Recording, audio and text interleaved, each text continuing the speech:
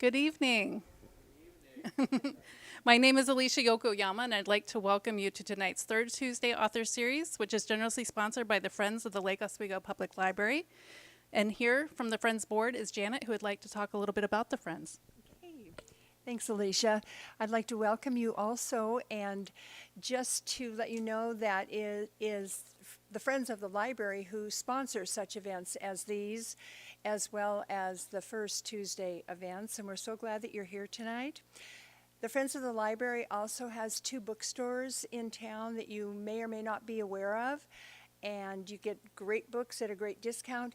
And if you choose to be a member of the Friends of the Lake Oswego Library, you get a 15% discount on your already cheap purchases every day of the week. That used to be a senior special, but now it's for everybody. So if you're not a friend of the library, I would invite you to become a friend. We do wonderful things, and we do wonderful things for the community through the library. And Nancy is holding up the application forms, and I will be back there after the author event tonight. So if you're interested, I will be there, and if you have any questions. And thank you so much for being here, and thanks to the authors, too, for coming.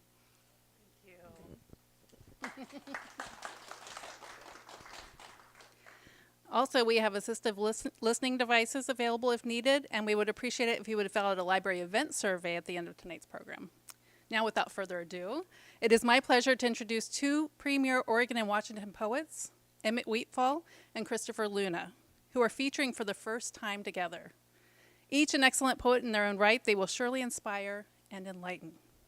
Please welcome Christopher Luna.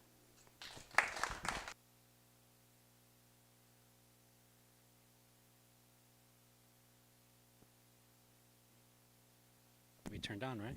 How's that? Oh, okay. How is it in the back? Are we hearing? All right, good. I want to say thank you to the library, and I live in Vancouver, Washington, so we have the Vancouver Community Library over there. I've done some things in Lake Oswego before, but I don't think that I've read at their library before, so that's exciting. And I really want to say a big thank you to Emmett, because he and I we're friends. We really, admire and respect one another. But I guess we haven't. I was not aware, but I guess we haven't done it side by side this way before. So it's very, very much appreciated to be on this bill with you. I'm getting my my clock set up here.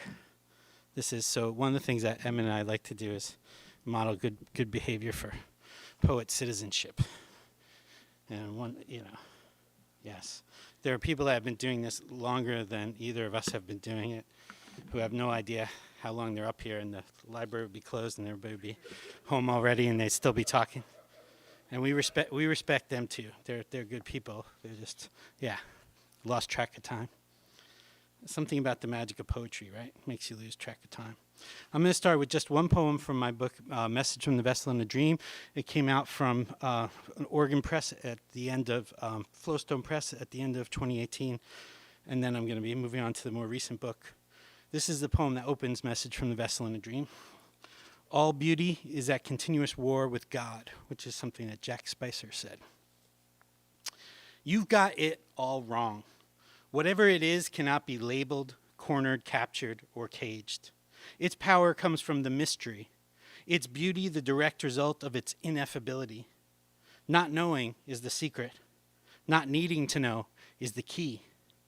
Realizing that the answer is unattainable and ought to remain that way. You mess things up when you try to place it in a box, erect palaces, build altars, put it on display for all the world to see.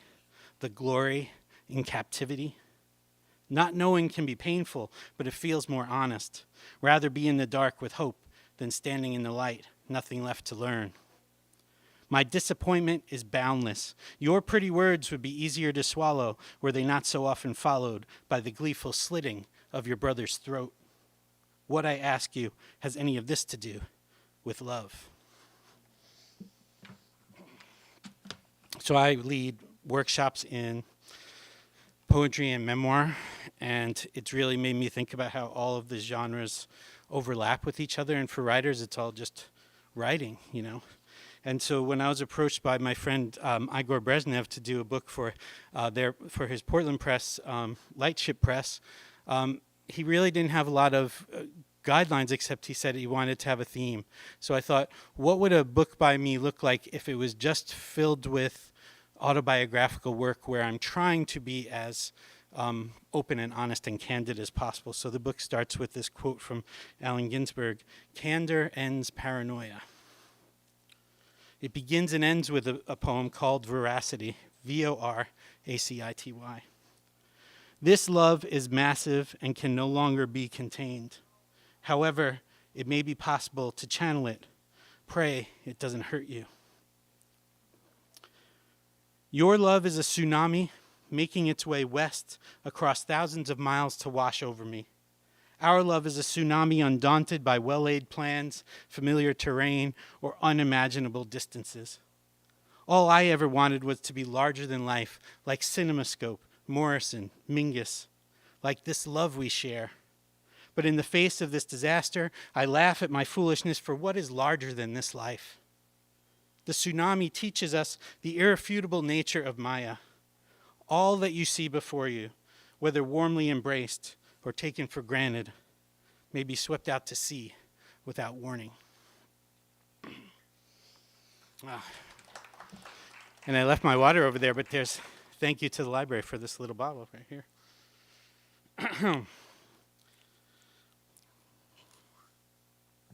So I guess I should say the majority of these are autobiographical, with a few exceptions.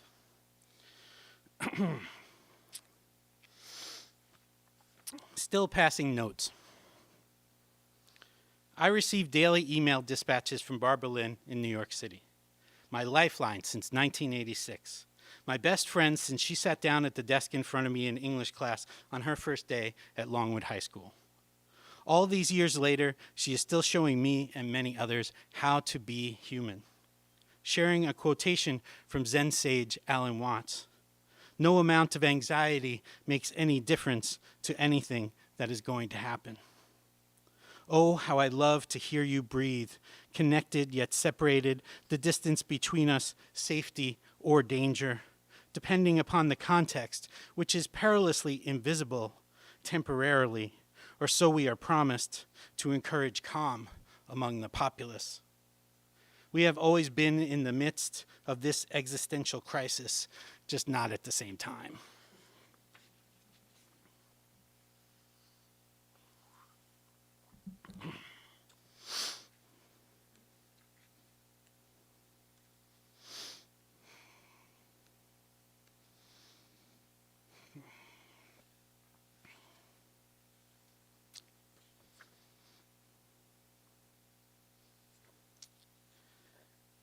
I didn't want to do, and I'm still not going to do, a pandemic book. But April of 2020, a lot of us were doing a poem a day thing for National Poetry Month, because that's what we do. That's what poets do in April. And so it turns out that some of the poems from that time, or about that time, and a few of them made it into the book. Here's one of them. Video chat with my self-quarantined son. I stare into the void looking for evidence of my progeny. Monolithic black strip hums pregnant with nothingness in 1977, 2001, 2010, and 2020 simultaneously. Like the hum of a summer night decades ago when my own father allowed me to stay up past my bedtime to witness Kubrick's Dawn of Man in the living room of the apartment built atop my grandparents' house in New Hyde Park. My God, it's full of stars.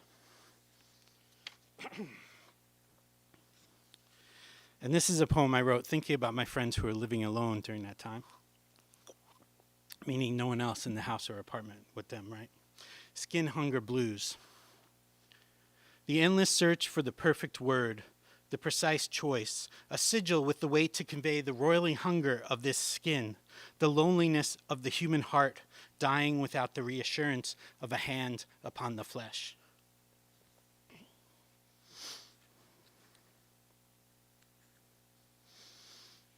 I'm double checking because I'm doing the library, library approved version of the book this evening. If you want to read the other poems, you can buy the book. So, Rolling Thunder Revise. Rolling Thunder was the great tour that Bob Dylan took with poets along the way. Allen Ginsberg was with him. I think that Joni Mitchell was there for a little while. Sam Shepard was along. And then the great Martin Scorsese made a documentary about it that about, 2/3 of the way through the documentary, you realize that almost all the stories that you're being told are full of it. They're not for real. And so I thought that was a beautiful way to document that tour, to remind us that we can't really, trust storytellers and songwriters and poets all that much to tell us the truth all the time. Rolling Thunder Revise. If someone's wearing a mask, he's going to tell you the truth. If he's not wearing a mask, it's highly unlikely. Bob Dylan. We must learn to release ourselves from our certainty regarding our superiority. Rejoin the human race, begin finally to take responsibility for our portion of the destruction, while also acknowledging the endless stream of this boundless love. I reside inside the mask I put on, will always show, will never show what's covered. You don't want to know the guy behind this porcelain. He's not always as kind as this smile implies. He judges, criticizes, holds himself above, knows that he's better than you, and is extremely impatient with your many inadequacies. Always the right choice and the wrong decision entangled in a lover's embrace. Place the mask over your face. Tell us the real truth now. Can't believe how fat I am. There's no excuse for it. None at all. What exactly are you hiding behind the expanse of that belly? What pain lies buried beneath that girth? From what or whom does all that fat protect you? So I was trying to do there what I'm talking to my students about doing all the time, and thinking about in terms of the artists and writers who really inspire me, which is to write about the things that make you really uncomfortable, to go to those places that are most difficult. And it's a very self-interested thing when we do this, because that's where the best material is.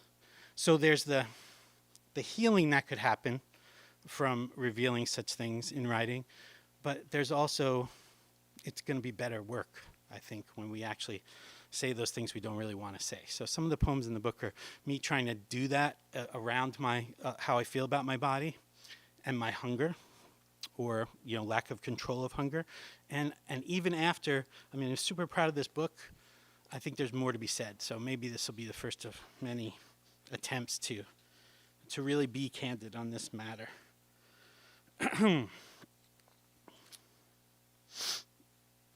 Let's see here. Not doing too bad. This is, thank you. Oh, I'm a verbal processor. I was talking to myself about how I'm doing on the time so far. But thank you. I appreciate your support. There's got to be, even though we're in the library, there's got to be some magic mushroom fans out there, right? And I'm going to tell you a little story about this poem after I read it, because Tony's here. I have to tell it. Lessons instigated by the mushrooms I consumed before heading downtown for the first Friday art walk. Bob Kaufman, patron saint of silence, for all poets need to learn to stop talking at some point, as often as possible. Are you the one who takes the pictures? By poets, I mean me. Kaufman showed us, me, the way, long ago. You gotta come in and see our stuff, free for one precious evening anyway, of ego's insatiable hunger. So you got it removed? Desire replaced simply, immediately, with, by, love. Breathe. Be silent. Nothing to fear. Okay to stop. Okay to sit down. Okay to breathe. Okay to be still. Okay to not fill every space with noise. Okay to just be. We're all saints, and we're all assholes. Go in my bedroom, in control and in need of assistance simultaneously. The paradox of it. Gorgeous, I swear to it. I'm at that perfect point where, determined to deny me my humanity, my agency, my freedom, convinced you have dominion over my body, my movements, my thoughts even. But this love supersedes all laws written by men, seeking to maintain control over what they fear. This love is stronger than your chain or your bullet. You have no idea. Oh my God, this love will triumph again and again. So I came home from the art walk and I told Tony that I had this great realization while I was on mushrooms, that I was doing this thing. It was like being the poetry energizer bunny, but like not in a good way, you know, like meeting people in social situations and then launching into like this speech of, it was really driven by insecurity of like accomplishments and a list, like a CV, like just the most boring person in the whole universe.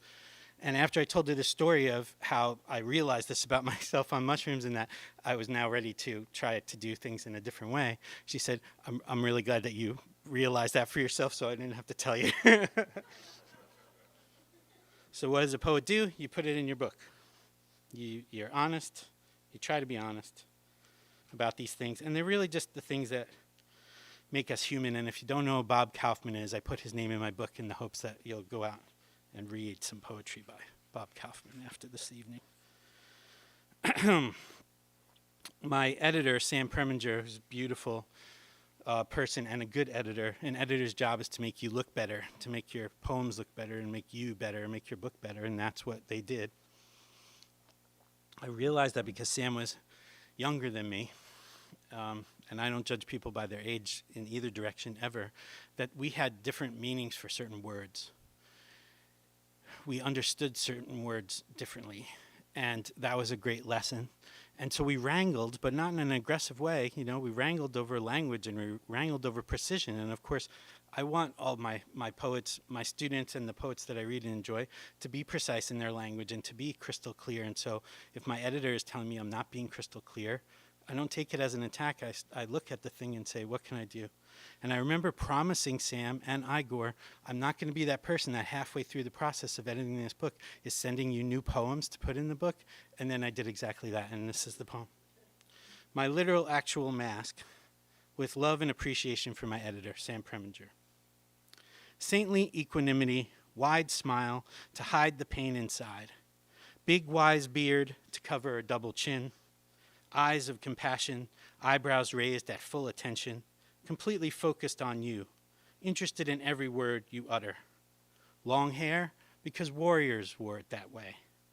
And all of it topped off with a halo. Turn my mask inside out to find the skull that waits patiently for us all. Terror, sorrow, judgment, intolerance, mask and all, teetering atop enormous belly, giant signal that I choose not to control my appetite. So that came from Sam asking me what I meant by mask.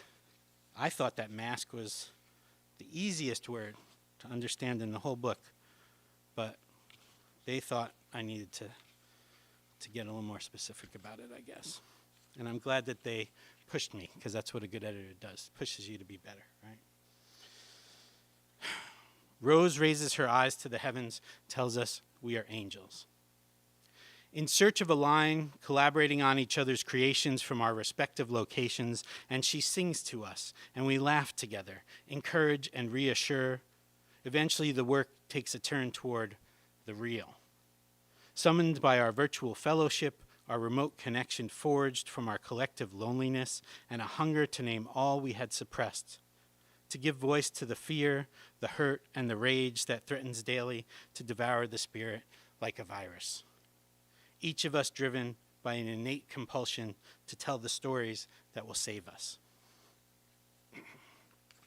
So yeah, that's about trying to do poetry workshops on Zoom when I promised myself and everybody else I was never going to do that. I still don't really want to do it, but it wasn't as bad as I thought it would be. The challenge of how beautiful a life can be after Charles White. There's another name you can Google later if you don't already know him. As the realization that I was predestined for a life of the mind first occurred, I could not have predicted the chasm between internal chaos and external mystery. the gap between perceiver and perceived, the thing itself enticingly unreliable. No time for that which don't grab me, stir my soul. Cecil Taylor's piano collapses time so hard that the white heat bursts, swirls, and explodes outward. Electrifying tendrils connect my spirit with all beings, sentient and inanimate. The miracle of each breath, paradoxical as the ubiquity of our desire. Let me be generator and receptacle.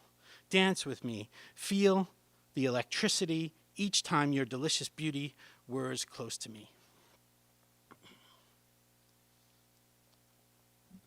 So that same reading where I had this, religious experience watching Cecil Taylor, I was at Naropa. I was at the Kerouac School in Boulder, Colorado, and tons of people were walking out.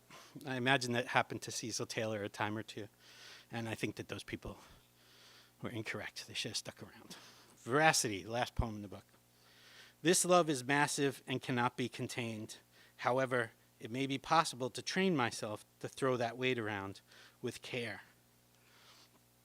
So Sam and Igor had this idea for me to repeat the title poem, and I said, I like that idea, like a reprise, because there's some stuff about music in the book and so forth. And I said, I want it to be a little bit different. So we included it, and we changed it up a little bit on that last one. And I have copies of both of those books that I read from here for sale, if you want to talk to me about it afterwards. When I have the opportunity to read any place, I try to bring at least one piece that's new, untested, not so sure about it.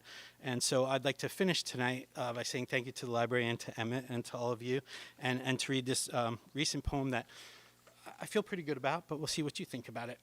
And it's dedicated to a teacher of mine at the Kerouac School who really changed my life in a lot of ways, Lisa Jarneau.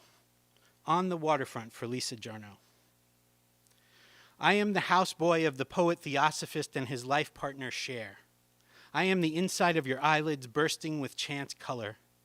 I could have been a contender. I could have been somebody. I am the cubist in the cupboard, the sea lyric, the scarf wound round your weeping neck. I am the sheepinator warming the unsuspecting infant's delicate head. I am the reporter in the hull of the military transport jet, replaying a memory loop of his wife's hands on either side of his face the day he departed for Iraq. I am the sun turning black, an eternal reflection of the charred child discovered beneath the rubble of the most recent hospital to be bombed. I am prophet and redeemer, the unwelcome messenger irritating the dug-in with an unasked-for reminder of love. I am Jackson Pollock's wrist. I am Lee Krasner's secret roiling resentment. I am Joan Baez in a private moment contemplating an alternate timeline in which she and Bobby made it work. I am her painting of a poetic icon caught in a burning ring of fire. I am a master of war. I am one half of a small-town power couple, the reformed poster child of Ghost Town, USA. I refuse to dwell on the inevitability of our impending decline. Like class of 2023 Rock and Roll Hall of Famer George Michael, I choose life. Thank you very much.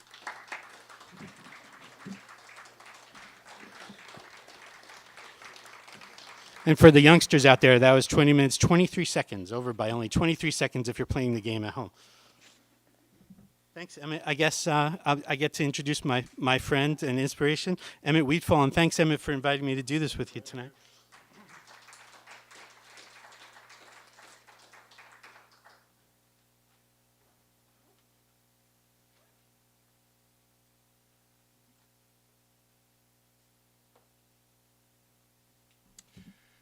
Good evening, everyone. Thank you for being here. We're just excited about the fact that you took the time to come out tonight to be with us. Again, my name is Emmett Wheatfall, and I think I'm a poet. I want to begin by first thanking the Lake Oswego Public Library for this invitation to come and share. Anytime you get a chance to share at this library, you can kind of think maybe you've arrived a little bit. So I want to thank Alicia and Allison and the staff here that just made this invitation possible tonight. I definitely want to thank Christopher Luna, Clark County Poet Laureate Emeritus. He is a phenomenal poet. his writing, his teaching, his hosting. If anyone's looking for what an ambassador of poetry should be like, I think that this is one that you should take a look at. And then I'm over the moon. His wife Tony is here tonight. I mean, I would have declined this opportunity if Tony didn't show up. She's a wonderful, wonderful person, and just a real blessing to Karen and I. Look, I only have a few minutes tonight to share some poetry with you, and what I wanted to do was, it's always tough when you think about giving a poetry reading. What poems are you gonna share? How are you gonna create a theme to follow through? Bill Stafford is noted for having said, "Follow the plumb line." There should always be a plumb line, either in your book or your poetry. And so, what I want to do is I wanted to establish a plumb line tonight, and I wanted to take you on a journey with me over the last 5 years. And over the last 5 years, I've had published 4 books, 4 collections of poetry. And I've been really fortunate to have Fernwood Press. I don't know if you know the Fernwood Press, Eric Murr. They have published 3 of the books, and then Just a Lark Books, the last book that I'll share from, was published by Just a Lark Books. And I want to begin tonight going back to 2018. And in 2018, I read a lot. I was told if you're going to be a poet, you got to read. If you don't read, you can't really be good at literature or writing. If you don't read, your well is not deep enough, and you've got to be able to have a source to draw from. And so I was reading an article by the great black 20th century intellectual James Baldwin. And have you ever heard of James Baldwin? Late, great James Baldwin. He's the one that had that great intellectual, progressive, conservative debate with Buckley. That's noted. You can find that on YouTube. And I saw where James Baldwin wrote, "When you write a sentence, write it as clean as a bone." And I want to let you know that jumped right off the page. It was like the movie Aliens. It just stuck with me. And so what I did was I actually named this collection of work in 2018, and it's called As Clean as a Bone. Here's the epigraph, a short introduction to the poem. You want to write a sentence as clean as a bone. That is the goal. James Baldwin. I have never seen a bone of mine. I've written a sentence, though. More than one sentence, to be exact. At least 2 sentences I have written. For the epigraph above, I clean them. Any combination of 2 sentences, Chris, I have cleaned them. I have given myself to clean them, stripping them of flesh and sinew, displacing great regard for each bone, where be it for presence of soul. For the epigraph, I clean them, Matt, as that is the goal, Mr. Baldwin. Now, I'm going to let you know that this is about literature. I'll tell you a quick story. I was at Portland State University. I was speaking to 25 German teachers who had come to Portland State in their class. And when I was done, they started rapping on the desk with their knuckles. And I was like, oh my goodness, I must have said something. I think I offended somebody. And what they let me know is that in music, you clap. But in literature, so you don't have anything hard to rap on. So in poetry, you can always pop your fingers. So if you hear something you like, give me some feedback, all right? Pop your fingers. I want to continue from this work, and I'm going to talk about this poem. It's called Coffins. Coffins. There's a wonderful poet in Oregon by the name of Annie Lightheart. Annie Lightheart is a great poet and a great teacher, and I've taken a number of workshops from her. And one day, she put all these kids' toys out on the table and asked us to pick a toy as a prompt and write about it. And there was this little harmonica in the box, and I chose that. Coffins. Why call to me as if from the grave in a manicured field? You being yellow encasement, elongated, pristine, and polished, reminiscent of a coffin housing someone loved, someone recently departed, singularly, a past life. Please note, I've seen closed caskets before, fastened shut by funeral directors, coffins situated in sanctuaries aptly called chapels. Coffins are never counted in actuaries. However, coffins are placed in either open or closed graves. This marine band yellow box, with its silver harmonica inside, as if in sanctuary, summoned me. I opened the marine band yellow box, whereby subconsciously it suggested, play a tune for me. I'm not dead. I just need some fresh air. Thank you. Getting to the age where I don't see so good anymore.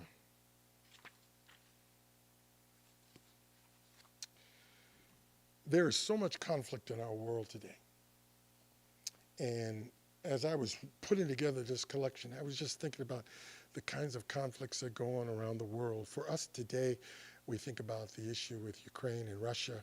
We think about Israel and Gaza and the Palestinians. You look at some of the African continent and you just look at January 6th. We are just, why all the hate? I just don't get all the hate. And I was so reminded of Jack Kerouac. You mentioned it, Allen Ginsberg. These guys were from what is called the Beat era. And probably they were high on mushrooms when they wrote a lot of their work.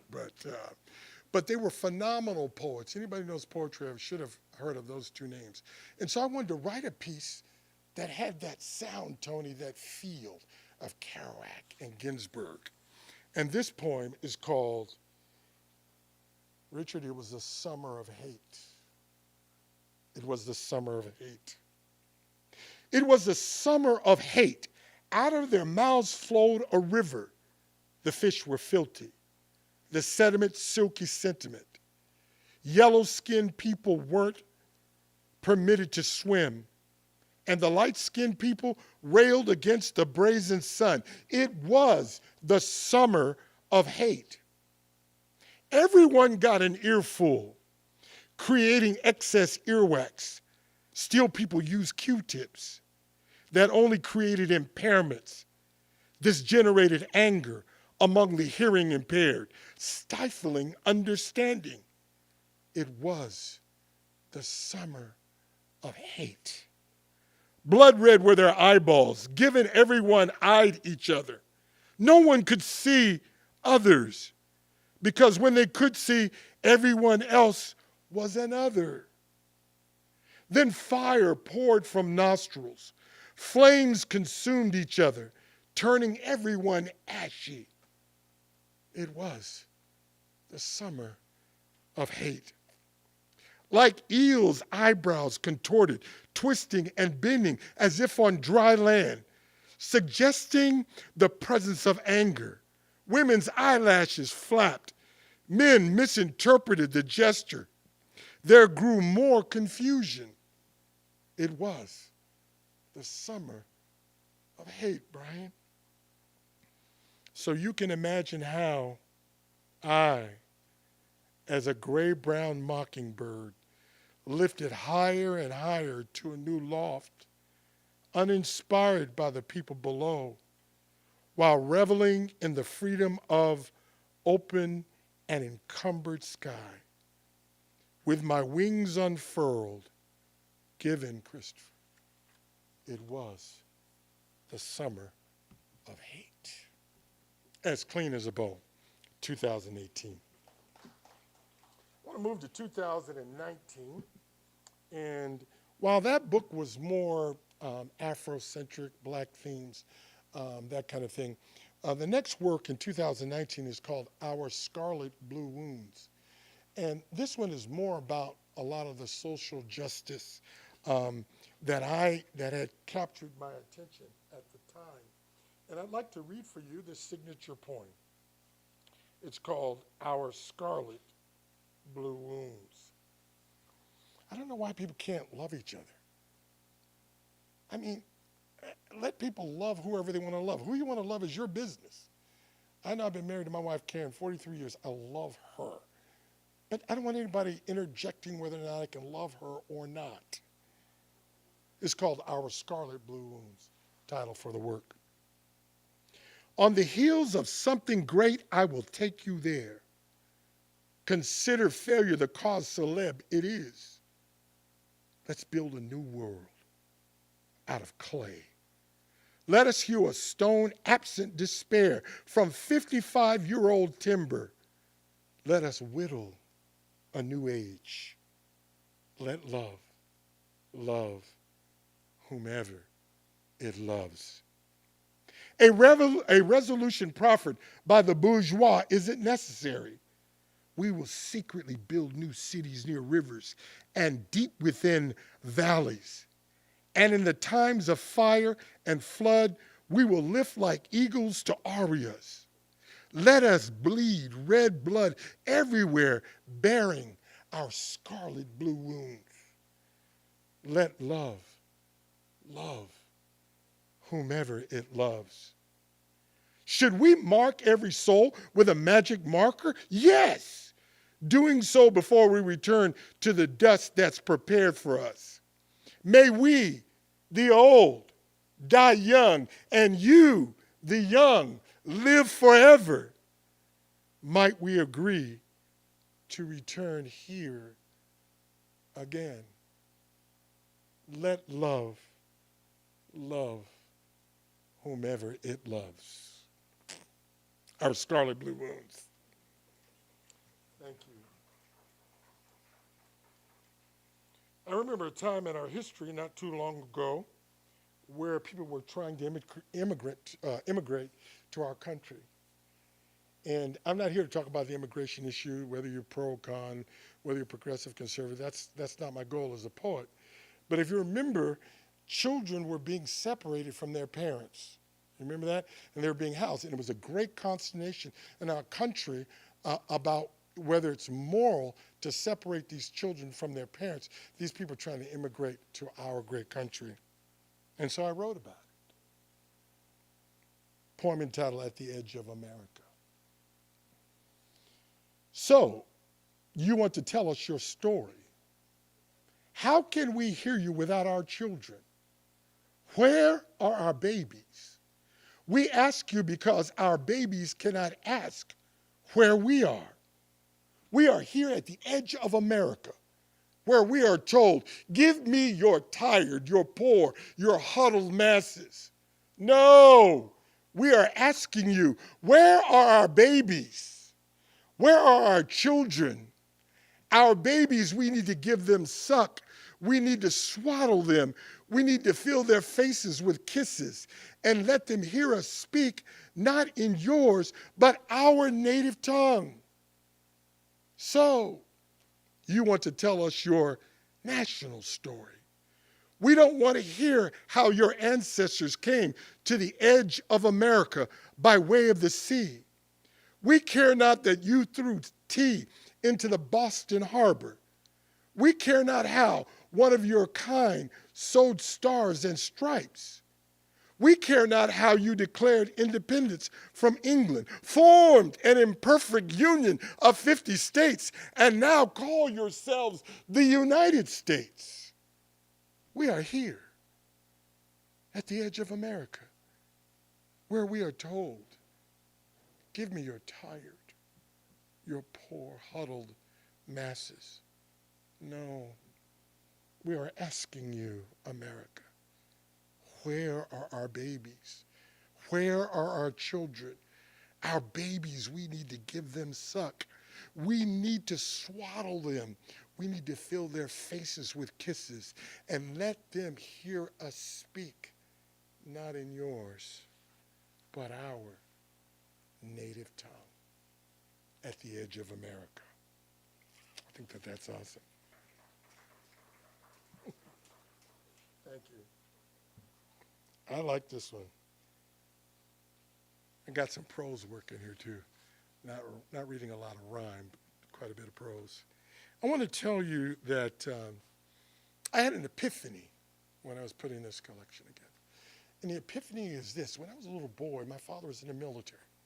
And when we lived on the base, the boys in the neighborhood would get together and we'd play cowboys and Indians. And what we would do, some of you are too young to remember those days, but Brian, some of us would take off our shirts and be shirts against skins. And we had those little silver 6-shooters. How many of you remember Roy Rogers and Dale Evans? Some of y'all are too young for that. Bob Sturry, if you know who that is, Bob Sturry. Anyway, and what we would do is we split and we would do what? We would play cowboys and Indians and we'd pretend like we were shooting each other. And what I realized was I was being groomed. I was being groomed for war. I was being groomed to fight. How many of you remember HBO's?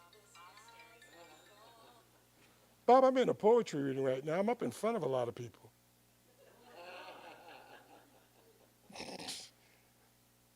Anyway, I will get with him later. But think about this. I remember the HBO series Game of Thrones. And in the Game of Thrones, there was I remember Jason and the Argonauts. Again, some of us are getting older. There's these skeletal people, right? And they were always after people. Well, it looks like George R.R. Martin, I don't know if he did, but he kind of played off Jason and the Argonauts because the White Walkers brought death wherever they went. They were like crystal white, and they were just wiping everybody out. And I decided to title this poem, White Walkers. It has nothing to do with race. It's an analogy, a look at White Walkers from the Game of Thrones to how I saw being conditioned as a young man for war. The poem is called White Walkers. I remember being a gun-toting youngster. Holstered under my right hip was a silver 6-shooter, reminiscent of Roy Rogers and Dale Evans' era of old. All the boys in the neighborhood owned a 6-shooter. Fortunately, it could not shoot real bullets, even though we pretended it could. It was a good thing, too, for us youngsters could not afford the bullets. Gathering weekday mornings at the usual rallying point, we would pick sides. Shirts and skins differentiated us. As you can imagine, the skins were the good guys. The shirts were the good guys, and skins bad guys. To be politically incorrect, shirts were cowboys, and the shirtless them Indians. My soul winces at such distinction, and my shame a lifetime to bear for such attribution. Looking back now, I loathe the killers we were because the Indians always lost the fight, including the arguments afterwards as to who had been designated shot and killed first, often signified by, "Pow! I got you!" As if immoral miscreants. We would then count the number of dead on both sides. Today, and to my amazement, I have never suffered post-traumatic stress disorder. That's right. Unbeknown to us, we were being groomed. Death begins with the imagination, actualized through physical imitation. We youngsters took no thought to taking our friend's life. What appears so evil and deceptive was the fact that our friends would rise to live another day. just like the White Walkers in the HBO series Game of Thrones, Season 8, Episode 3. Little did we know we were being groomed to be White Walkers. Imagine that, a little black boy like me, a White Walker, killing indiscriminately and without forethought. Matt, the miracle, the absence of blood and severed body parts, the permissibility of imagination can be pure evil sometimes, especially in the mind of adolescence, which once was true but no more. I no longer play with or possess a silver 6-shooter. I own a couple of 9mm Glocks with clips holding the standard capacity of 15 rounds. I hardly ever touch them and never run around my neighborhood with friends shooting at them. I'm a realist now. Oh, how quickly back then I forgot about my first kill. It was a bird using a slingshot from my own hand. White Walkers. That was 2019. How many know pandemic hit? Many of you, we're still here. There are a lot of people that didn't make it through the pandemic. And you're right. We did a lot of poetry on Zoom, and a lot of the places where we'd get together or read, people weren't gathering anymore. Everyone was afraid of getting COVID-19. And so I did what we poets do. We write poetry. This book here came out in 2020. It has a curious title. It's called With Extreme Prejudice, Lest We Forget. That is not about race. I want everybody to know it's not about race. With extreme prejudice is a kind of military term. Isn't that right, Richard? Dick Wingert, my friend back, isn't it right? That when the order comes from the commander that you're to prosecute with extreme prejudice, that means you wipe everything and you destroy everything. Prosecute with extreme prejudice. And if you remember when COVID-19 came, it prosecuted with extreme prejudice. It didn't care how old you were. It didn't care about your gender. It didn't care about your race, your sexual orientation. It didn't care if you were a baby. It took names and took lives.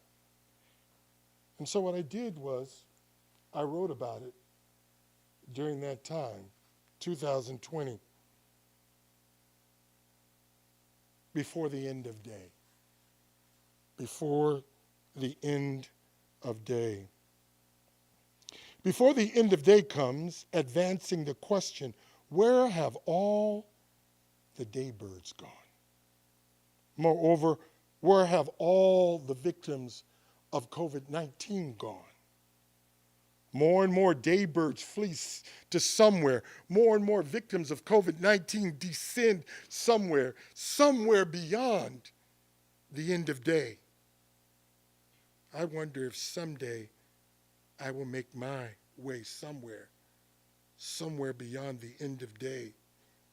More and more, I am sure I will go and never return. If anyone returns before me, before I go, please let me know. Before end of day. We didn't know if it was going to be me or somebody else. It was one of our relatives. One of the most beautiful things that happened during that time was, how many remember in Europe, people were so closed up, sheltering in place, that there was a certain time of day they agreed and they would come out and they'd beat pots and pans just to let everybody know that they were still here. Sing like Italy. Spring is coming. Songbirds will return to trees. Smoke will rise from barbecue pits. Sunday school will welcome back children. Saturday markets will bustle with consumers. so will songs about the Savior be sung by church choirs. Eventually, the vagabond will die. Seniors will rejoice in mercy that is grace. Some will visit the grave sites of the less fortunate. Sally will again hang washcloths on clotheslines. Sam will return to his rickety rocking chair. Sisters will sob in their mother's arms. Sons will hug their father. In the skyline rests our lives until our deliverance comes. Let us gaze unselfishly at essential workers and sing like Italy. Oh, I just love that. It was one of those moments in humanity where we got a chance to see that despite all of our differences, David, despite all of our differences, we found a moment where we can have commonality.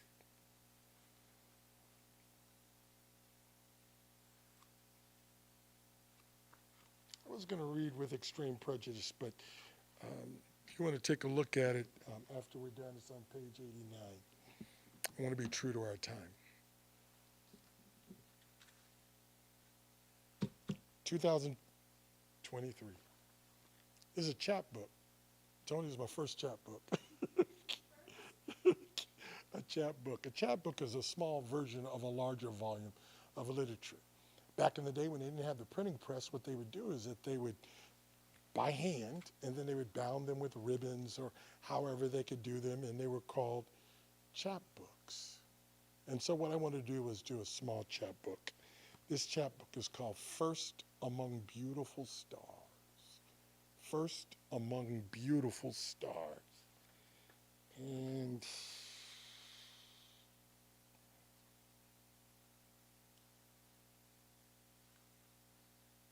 I love this poem. I shouldn't do that, but I want to. First Among Beautiful Stars. I shudder to think about returning to the deep, to that vast oasis of darkness, lacking beautiful stars, to that subconscious world where absent are continents.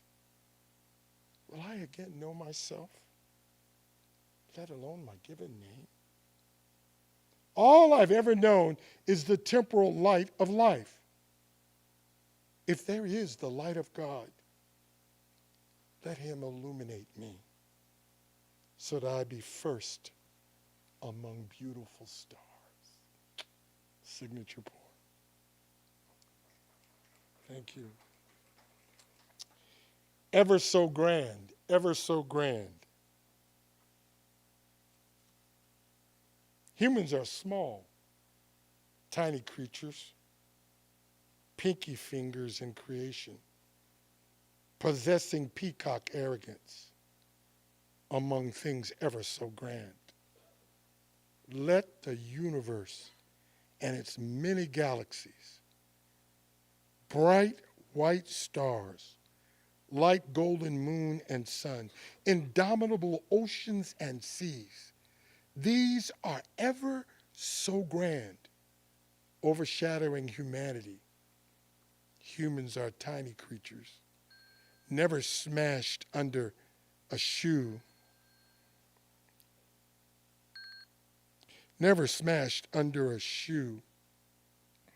rinsed away by rainwater, observed as inferior, howbeit crown jewel of all, fashioned in God's likeness, who is neither big or small.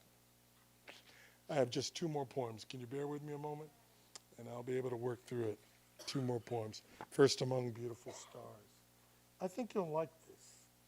Everything's been so serious, Emmett, other than the unscheduled interruptions.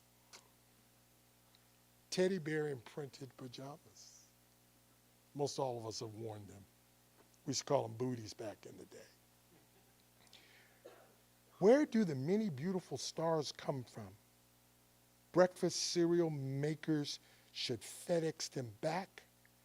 Jumbo transport planes ascend to a max of 43,000 feet, just shy of the translucent hymn above the earth.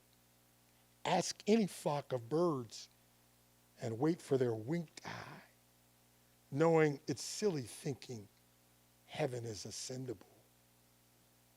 Gazing into this morning's bowl of breakfast cereal, how amazed I am at the spoon milk drenched stars. I know I am luckier than all the astronauts in space. All they can do is peer at the stars from glass portals. This kid not only sees stars, but can taste them too. And grade A homogenized milk is their angel dust. This whole experience feels comically cosmic. These teddy bear imprinted pajamas are my spacesuit. My bare feet feel like they're dangling over Earth's edge. Only fools would dare say the Earth is not flat. Thank you. I'd like to end with this poem. It's just a short poem. I'd like to end with this poem. It's called Britain Minor. Who is Britain Minor? I've never met Britain Minor. Somehow we became Facebook friends. You know how that works. And one day she sent me a message. And she said, have you heard Hallelujah by Leonard Cohen? And there are so many different versions, but this ensemble of singers, their version blew me away. And I wrote about it. It's called Britain Minor, my last poem. Maybe we can take a few questions before we go. Listen closely. I wish just the two of us could sit on the edge of the earth, our legs and feet dangling freely, the sun setting on the distant horizon as that mesmerizing version of Leonard Cohen's Hallelujah plays in the background, while we pray for peace on earth and goodwill to all humanity. I dream of this. Your friend, Emmett. Thank you very much for your time. Thank you. I want to thank Christopher Luna, my friend, and Tony. Do we have a couple minutes for questions? Yeah, absolutely. I'm just going to get the mic set up. Sure. Come on up, Chris. You can speak into the mic so it's like the mic. Pass it back. Any questions? Thanks for coming. Good night.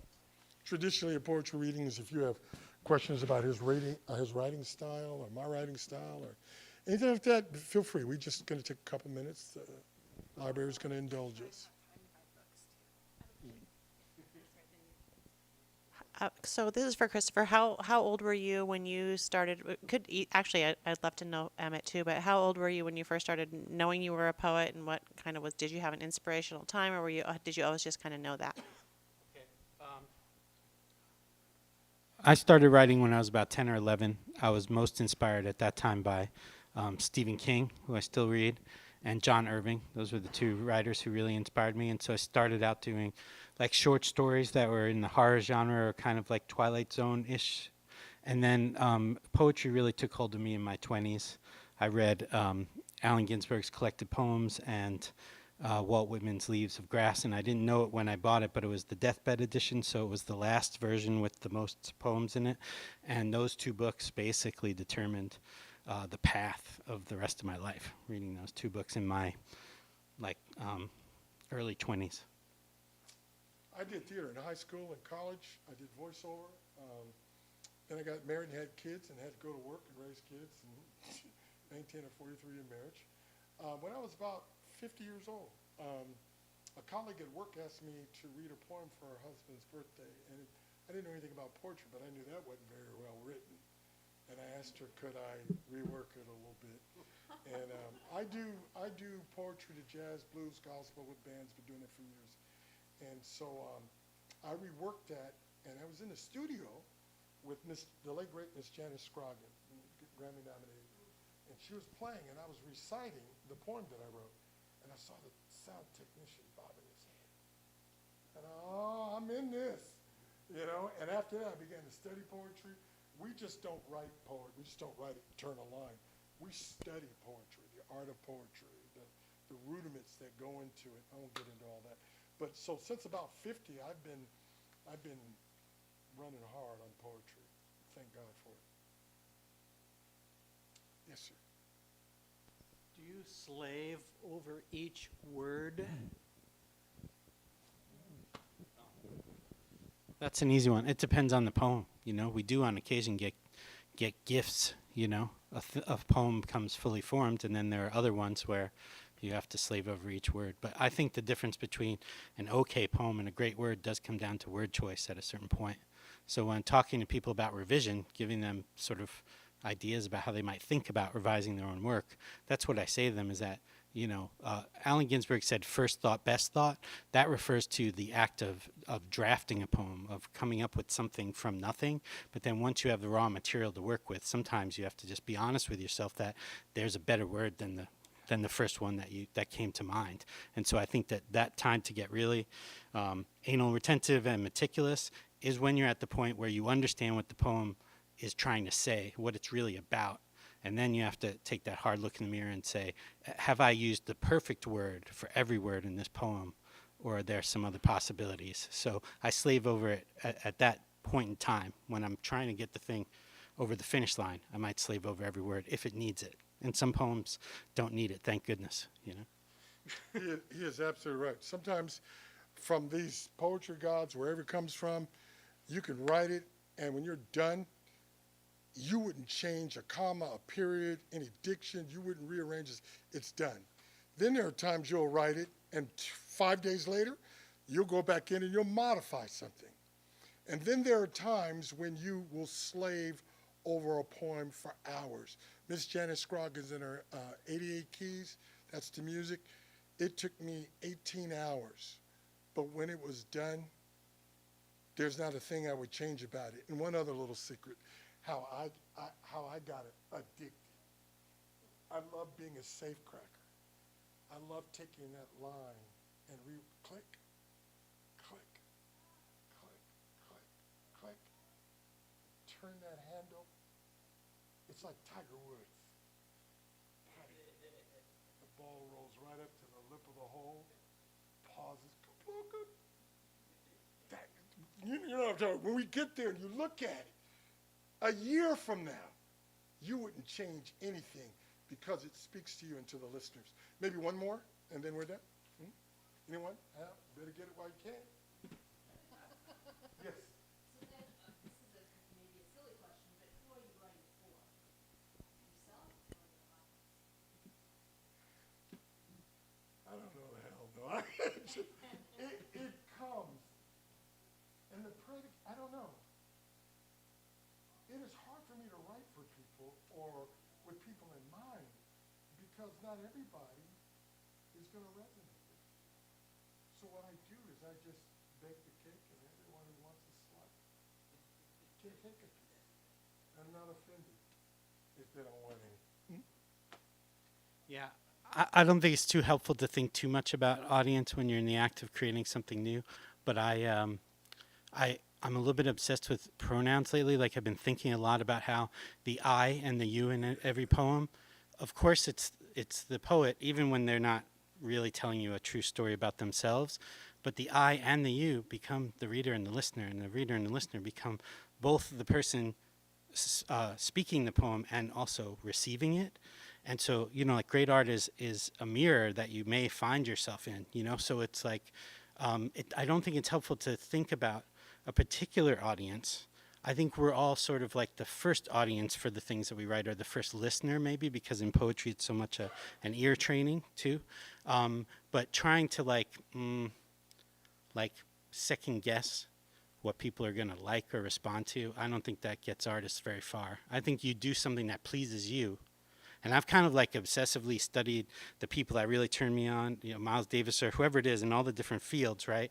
And that was the thread I found in all of these people, is that they did whatever the hell they wanted to do and didn't listen to people when they knew better what it was that they were doing. I don't mean you never take advice. What I mean is you know yourself well enough, you believe in yourself enough to know when you know what you're doing. And so that the advice might be well-intentioned but not correct, you know. And so for me, it's like thinking too hard about audience is kind of it could be dangerous. It could be something that could lead you to doing something that's boring or pandering in some way. I don't want to pander to anybody. All the artists that I love I think they're kind of like talking to themselves, and then it turns out that they have something to say that's meaningful to all humans, and so the culture like picks up on it, you know. But Last I try not to think about audience. Yeah. I have a saying. Poets are the secular prophets in our world. If you publish that, I'll sue you. Poets are the secular prophets in our world. We're living in a day where there's no singular, enigmatic political figure anywhere in the world that really all of us matter. Religiously, there used to be those that we would rally to. But if you look throughout history, I think you can confirm poets have always played a role in the dispensations of time. I don't know about this AI stuff. Dispensation in time. Thank you, folks, tonight. Thank you, Alicia. Thank you, Oswego Public Library. Thank you, Chris. Thank you Exactly. so much. Have a great evening, and be sure to pick up a book before you leave. Thank you.